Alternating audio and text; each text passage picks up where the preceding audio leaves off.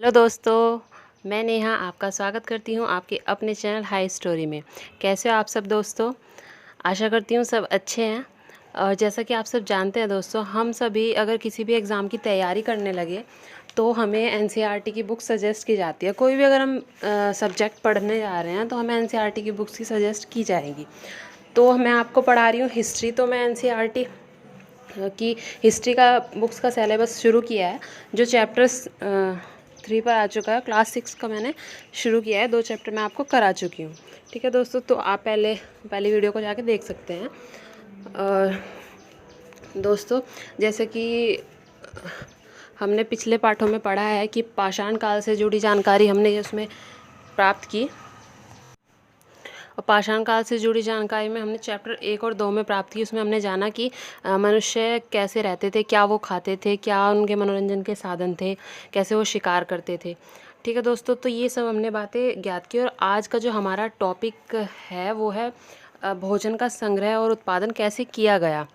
ठीक है दोस्तों, तो ये हम आज पढ़ेंगे। उससे पहले बात करेंगे दोस्तों कि मैंने जैसे आपको कहा है, हर सेशन के लास्ट में आपको टिप्स दी जाएंगी कुछ जो आपकी लाइफ में हेल्पफुल होंगी। तो आज भी दोस्तों आपको टिप्स दी जाएगी। तो आशा करती हूँ दोस्तों जो मैं टिप्स आपको दे रही हूँ वो आपके लिए हेल्पफुल हो रही होंगी। आप अगर टिप्स मिस नहीं करना चाहते तो वीडियो को प्लीज़ लास्ट तक देखिएगा, ताकि आप चैप्टर भी अच्छे से पढ़ सके और जो टिप्स दी जा रही हैं वो भी आपको मिल सके। ठीक है दोस्तों, चलिए दोस्तों शुरू करते हैं फिर आज का सेशन।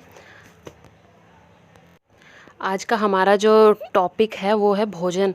भोजन का संग्रह कैसे किया जाता था और उसका उत्पादन किस तरीके से और किस लेवल पे शुरू हुआ और कहाँ कहाँ उसके हमें अवशेष मिले हैं। तो बात करते हैं क्लास 6 के चैप्टर नंबर 3 की। ठीक है दोस्तों, तो ये है हमारा चैप्टर।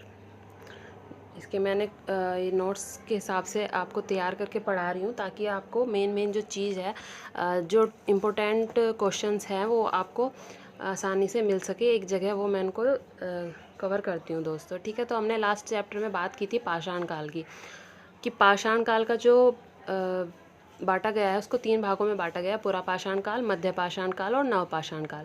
पुरा पाषाण काल को पैलियोलिथिक, मेसोलिथिक, मध्य पाषाण काल को और नव पाषाण को नियोलिथिक कहते हैं दोस्तों। ठीक है, तो लास्ट चैप्टर में हमने पुरा पाषाण काल और मध्य पाषाण काल के बारे में जानकारी ली, और इस चैप्टर में बात करेंगे नव पाषाण काल की। नव पाषाण काल में क्या क्या हुआ, कौन कौन सी उपलब्धियां हैं जो इस काल में हमने पाई। तो देखते हैं दोस्तों कि नवपाषाण काल में पहला जो टॉपिक दिया हुआ है, बुक में दिया हुआ है कि खेती और पशुपालन की शुरुआत। तो नवपाषाण काल में खेती और पशुपालन जो था वो शुरू हो चुका था। कृषि को नवपाषाण काल की सबसे बड़ी उपलब्धि माना गया था दोस्तों, क्योंकि लोग बाग जो था पहले शिकार करते थे और स्टेबल नहीं थे, क्योंकि बहुत सारी जो बातें होती थी उसके हिसाब से उनको जगह चेंज करनी पड़ती थी। जलवायु, खान पान, ये सब चीज़ें थी जो उन्हें एक स्थान से दूसरे स्थान पर जाने के लिए मजबूर कर दिया करती थी। ठीक है दोस्तों, तो जब उन्होंने कृषि करनी शुरू कर दी तो उनको एक जगह स्थिर रहने की आदत हुई।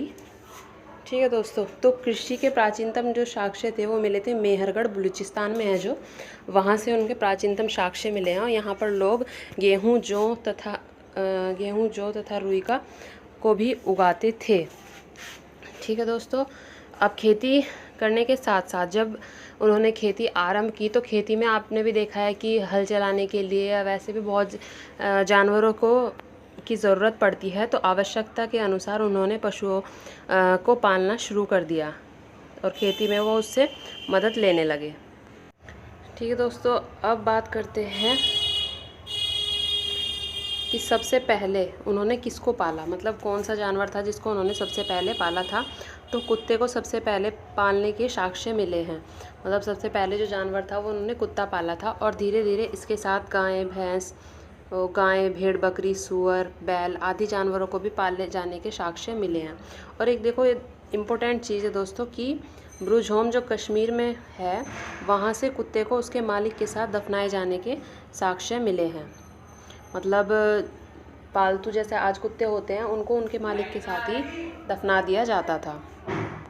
कुत्तों को मालिक के साथ ही दफना दिया जाता था। ठीक है दोस्तों, आशा करती हूँ आपको चीज़ें समझ में आ रही होंगी। अगर कोई भी आपको प्रॉब्लम हो टॉपिक से रिलेटेड, या कोई भी क्वेश्चन आपको समझ ना आए, या कुछ भी आपको पूछना हो, तो प्लीज़ आप कमेंट्स कर सकते हैं। ठीक है दोस्तों, अब बात करते हैं एक नवीन जीवन शैली, क्योंकि उस टाइम पर लोग जंगलों में ही रहते थे, तो धीरे धीरे उनका जब डेवलपमेंट हुआ तो एक नवीन जीवन शैली सबके सामने उभर कर आई। तो बात करते हैं उसकी कि मनुष्य ने धीरे धीरे बीज बोने से लेकर फसलों के पकाने, पौधे की सिंचाई करना, खरपतवार हटाना, जानवरों तथा चिड़ियों को से उनकी सुरक्षा करना आदि कामों को करना शुरू कर दिया था। ठीक है दोस्तों, कि भाई खेती करने लगे थे तो जानवरों से उनकी सुरक्षा की जाती थी, कि और उनकी सिंचाई, गड़ाई, सारी चीज़, काटना वगैरह सब चीज़ों का उन्हें धीरे धीरे ज्ञान होने लगा था। तो अनाज को भोजन और बीज दोनों ही रूपों में बचाकर रखना आवश्यक था, इसीलिए लोगों ने उनका भंडारण करना आवश्यक कर दिया था। मतलब अनाज को वे भोजन के रूप में भी और बीज के रूप में भी प्रयोग करते थे, इसीलिए उन्होंने उसको स्टोर करना शुरू कर दिया, क्योंकि फिर अगली फसल उगाने के लिए उसकी आवश्यकता उन्हें पड़ती थी। ठीक है, तो इससे भंडारण की जो है शुरुआत हुई। अब बात करते हैं आरंभिक कृषक और पशुपालन के बारे में, क्या क्या हमें जानकारी मिली है। पशुपालन तथा कृषि के ज़्यादातर साक्ष्य पश्चिमोत्तर भारत, आधुनिक कश्मीर तथा पूर्वी और दक्षिण भारत में इसके साक्ष्य हमें मिले हैं। और कृषि के जो प्राचीनतम साक्ष्य है वो मेहरगढ़ से, बलूचिस्तान में है, जो वहाँ से हमें मिले थे। ठीक है दोस्तों, और ये एक धान की किस्म है और यह स्टेवा, इसके जो साक्ष्य थे प्राचीनतम वो मिले हैं इलाहाबाद के कोलडीवा में। ये बहुत इंपॉर्टेंट क्वेश्चंस है दोस्तों। मैंने इंपॉर्टेंट से इंपॉर्टेंट चीज़ें आपके लिए लिखी है, ताकि आपका चैप्टर से बाहर भी कुछ ना जाए और एग्ज़ाम में भी काफ़ी हेल्प हो सके। तो ये क्वेश्चन बार बार एग्ज़ाम में पूछा गया है कि धान की किस्म कहाँ से मिली थी, तो इलाहाबाद के कोलडीवा से ये मिली थी, जो बेलन घाटी के पास है। ठीक है दोस्तों, और मेहगढ़ा जो यूपी में है, वहाँ धान के अलावा जौ तथा पशु बाड़े के साक्ष्य भी पाए गए थे। अब बात करते हैं मानव ने अनाज के रूप में सबसे पहले क्या प्रयोग किया था। मानव ने अनाज के रूप में सबसे पहले जौ का प्रयोग करना शुरू किया था, और ये हमें कहाँ कहाँ से मिले हैं। तो ये कुछ प्रमुख स्थल है दोस्तों, जैसे कर्नाटक के कुछ स्थल है। कर्नाटक में ब्रह्मगिरी, संगनकुल्लू, नरसीपुर और मस्की, यहाँ पर जौ के साक्ष्य मिले हैं। ये थे कर्नाटक के। बात करते हैं आंध्र प्रदेश में। आंध्र प्रदेश में नागार्जुन उतनूर में है, और सिंघनपल्ली सॉरी। ठीक है दोस्तों, तो यहाँ से इसके साक्ष्य मिले, और तमिलनाडु के पेयमपल्ली से। तो ये कुछ प्रमुख स्थल थे। अब बात करते हैं कुछ खास जगहों की जहाँ से अनाज और हड्डियों के साक्ष्य मिले हैं। तो कौन कौन सी चीज़ें कहाँ से मिली, उसके बारे में थोड़ी सी जानकारी मैं आपको देती हूँ। जैसे गेहूँ, जौ, भेड़, बकरी, मवेशी, ये सब कहाँ से पाए गए हैं। मेहरगढ़ पाकिस्तान से ये हमें मिले हैं। और फिर बात करते हैं चावल, जानवरों की हड्डी के टुकड़े कहाँ से हमें मिले थे। ये कोलडीवा, इलाहाबाद, उत्तर प्रदेश से।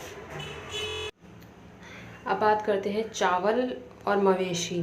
जो चावल और मवेशी के खुरों के निशान है, वो अभी मैंने आपको पीछे बताया, मेहगढ़ा उत्तर प्रदेश में है, वहाँ से पाए गए थे। ठीक है दोस्तों, और गेहूँ, दलहन, ये कुफराल, उत्तरी कश्मीर, आधुनिक कश्मीर में ये स्थान पड़ता है, यहाँ से मिले थे। गेहूँ और दलहन, कुत्ते, मवेशी, भैंस, भेड़, बकरी आदि ये ब्रुजहोम कश्मीर से पाए गए हैं। ये कुछ इंपॉर्टेंट स्थल है दोस्तों, ये आपको याद करने चाहिए, ताकि अगर ये पूछा जाए कि ये चीज़ें कहाँ से मिली थी तो हमें पता रहे। गेहूँ, हरे चने, जौ, भैंस, बैल, ये चिरांद बिहार में इनके साक्ष्य जो हैं वो मिले थे। ज्वार, बाजरा, मवेशी, भेड़, बकरी, सूअर आदि ये कहाँ पे मिले हैं। हल्लूर, उत्तरी आधुनिक आंध्र प्रदेश से। और काला चना, ज्वार, बाजरा, मवेशी, सूअर और भेड़ ये मिले हैं पेयमपल्ली, जो आंध्र प्रदेश में ही हैं। ठीक है दोस्तों, तो ये कुछ प्रमुख स्थल थे जो मुझे खास लगे, और ये बुक में भी दिए गए हैं, इसलिए मैंने आपको इनके बारे में बताया है। ठीक है दोस्तों, अब बात करते हैं कि स्थायी जो जीवन था वो कैसे इन्होंने शुरू किया। पुरातत्वविदों को कुछ स्थलों पर जो है झोपड़ियाँ और घरों के निशान उनको मिले हैं। और कश्मीर का जो ब्रुज होम स्थल है वहाँ से गृहस्थ आवास मिले हैं। गृहस्थ आवास मतलब जैसे नीचे घर बनाए जाते हैं, गड्ढे के नीचे घर बने होते थे, उन्हें गृहस्थ आवास कहा जाता था। इनके साक्ष्य प्राचीनतम एकदम ब्रुज होम से ही मिले हैं। ये क्वेश्चन भी बहुत इंपॉर्टेंट है, बार बार एग्जाम में रिपीट होता है। ठीक है दोस्तों, और ये सबसे इम्पोर्टेंट चीज़ कि आग की खोज नवपाषाण काल में हुई थी। कुम्हार का चाक यहीं से मिला है, कृषि के साक्ष्य मिले हैं और ग्राम जीवन के साक्ष्य भी यहीं पर मिले हैं, क्योंकि पहले लोग शिकार के चक्कर में एक स्थान पर नहीं टिक पाते थे, तो वो अलग अलग रहते थे और जल्दी ही पलायन कर जाते थे। लेकिन नवपाषाण काल में उन्होंने कृषि शुरू की, तो उनका ग्राम जीवन के साक्ष्य भी हमें मिले। और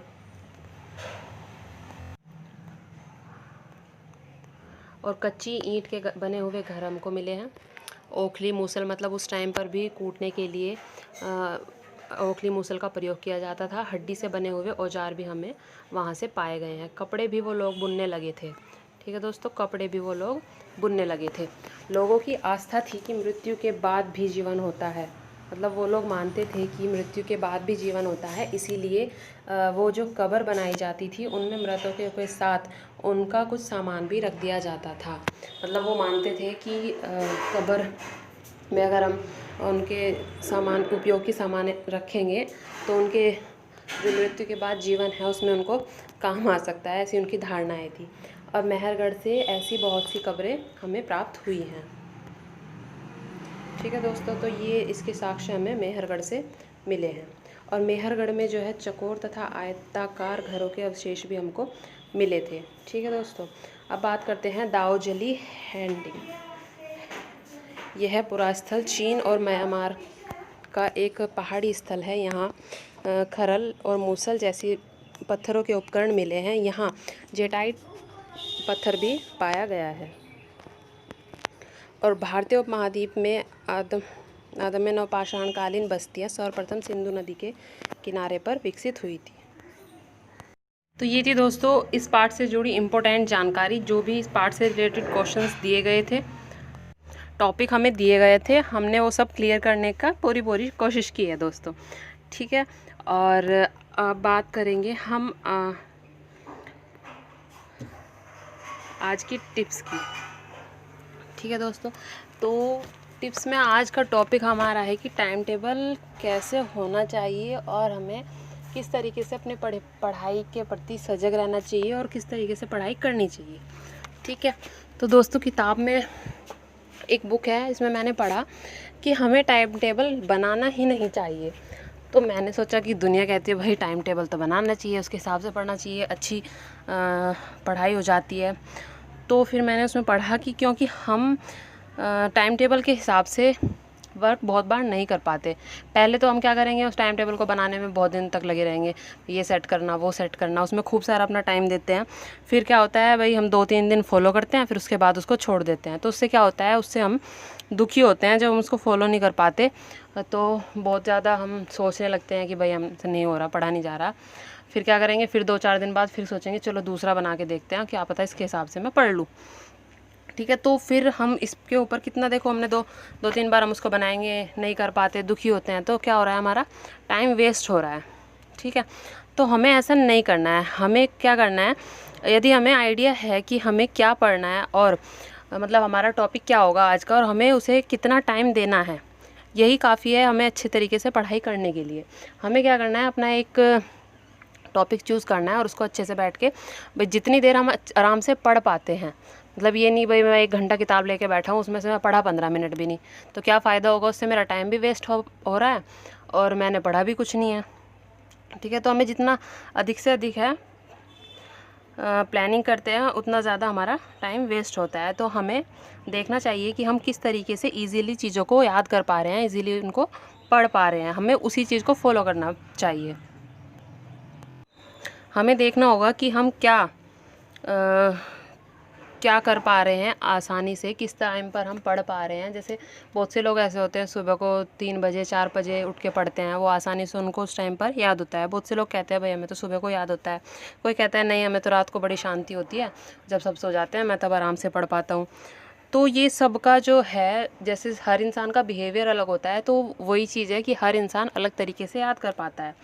हर बंदे का अलग टाइम टेबल होता है, अपना एक जो उसके माइंड में सेट होता है कि हाँ भाई मैं इतनी देर पढ़ पा रहा हूँ, उसके बाद मैं बोर सा होने लगता हूँ, तो मुझे उसके बीच में गैप देना ही होता है, वरना मैं नहीं पढ़ पाता। तो सभी इंसानों को अपने अपने तरीक़ों को पहचानना चाहिए कि किस तरीके से हम उन चीज़ों को पढ़ पा रहे हैं।